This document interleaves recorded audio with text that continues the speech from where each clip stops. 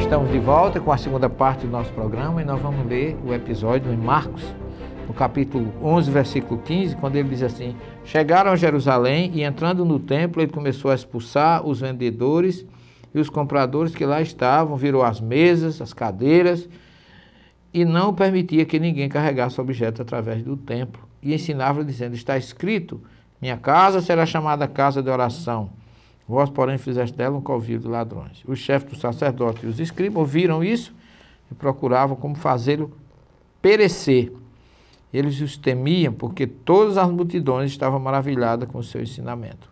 Ao entardecer, ele se dirigiu para fora da cidade. Ninguém fala qual foi o dia da festa, em que dia Jesus entrou. Isso é importante. Eu estou lendo porque eu quero chegar a esse ponto para que você entenda. Vejamos Lucas. Lucas 20, 19, 45. E entrando no templo, começou a expulsar os vendedores, dizendo: está escrito, minha casa será casa de oração, vós, porém, fizeste dela um covil de ladrões. Só diz isso, nada mais que Jesus tenha dito. Então você observa que ninguém fala em que dia Jesus entrou. Ele entrou. A questão é, o dia mais importante da festa é o último dia.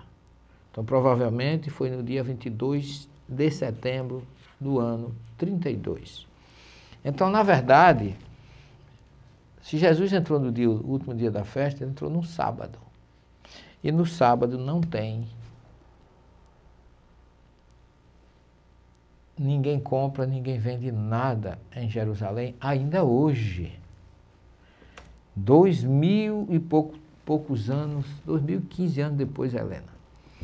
Então, aonde tinha vendilhões dentro do templo? Tá certo, eles vendiam os animais para serem abatidos, sacrificados.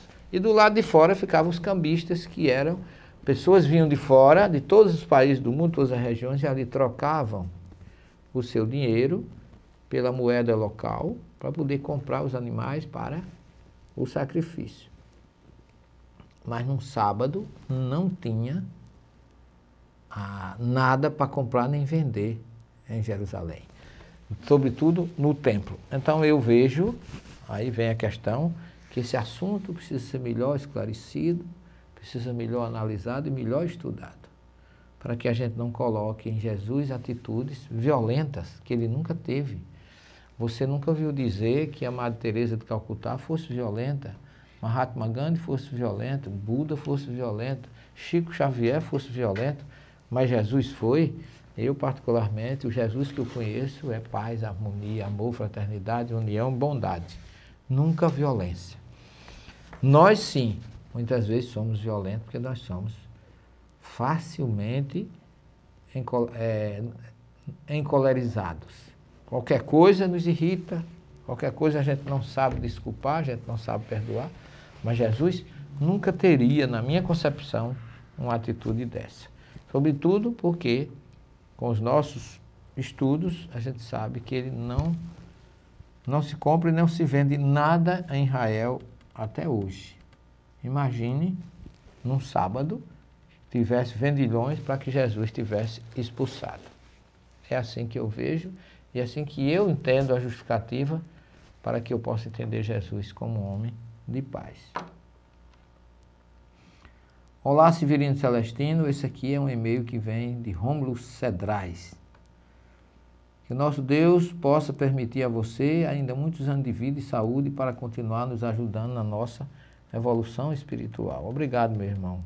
Que Jesus possa nos assistir, nos iluminar sempre. A você, a mim, a todos aqueles que buscam a verdade. Mas ainda tenho muitas dúvidas, milhões de dúvidas. Uma delas são: se o Espiritismo diz que o Espírito só faz evoluir, então isso significa que o Espírito novo, ele já nasce mal?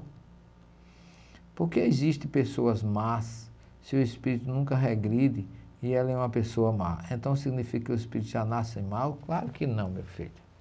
Nós nascemos simples e sem conhecimento. Nós nascemos inocentes. Mas o espírito, no seu estado primitivo, ele não é mau. Ele tem muito mais instinto do que razão.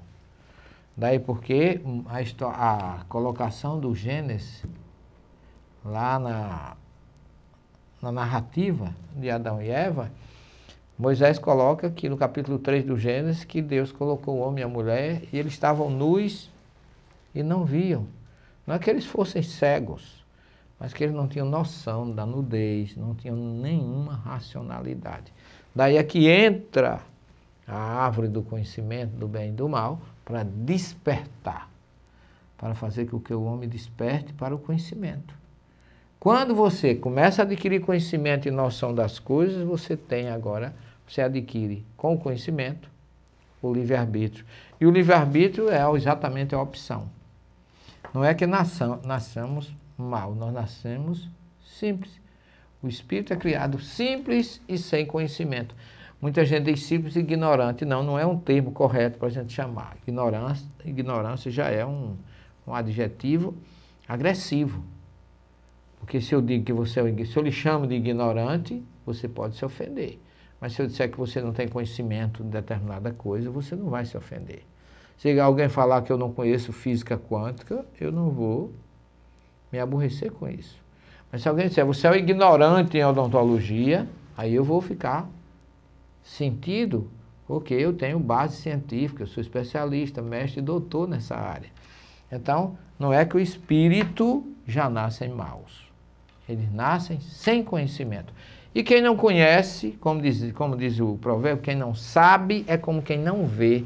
Daí porque Moisés narra que Adão e Eva estavam nus e não viam.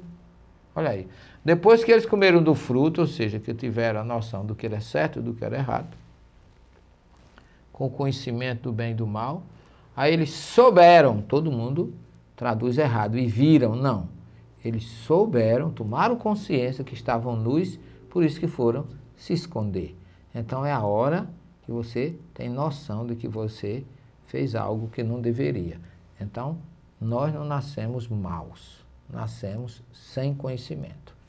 Não sai daí que nós vamos continuar na terceira e última parte do nosso programa. Até já.